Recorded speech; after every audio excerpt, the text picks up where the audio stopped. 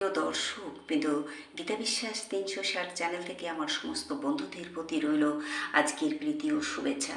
বন্ধুরা, দেখা হোক ডগি এসে কোথায় শুয়ে আছে।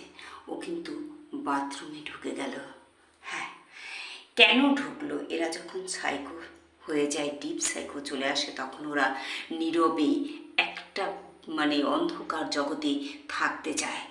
এই যে দেখা হোক, মানুষও অনেক সময় বলে না, জানা তোরা আমাকে একটু একা থাকতে দে, চুপ করে থাকতে দে। এদেরও তাই। এই সাইকোলজিটা কেন এসছে আমি বলি। হ্যাঁ, ওর তো অনেকবার কামড়ানো, যাই হোক পাইরোজেন দিয়েও ভালো আছে, কিন্তু বন্ধুরা ওর পোস্টেড গ্ল্যান্ডটা বড় হয়ে যায়। এইবার অবস্ট্রাকশান হয়েছে, ও তো এখন কিছু খাচ্ছে না। আমরা কি করে কি করবো সেটাই ভাবনা। আরও শুনছি, আমি ভিডিও করছি, বন্ধুরা কি সুন্দর শুনছে। হ্যাঁ, এই যে এখন কি করবো সেটাই ভাবনা। আজকে এখানেই রাখছি।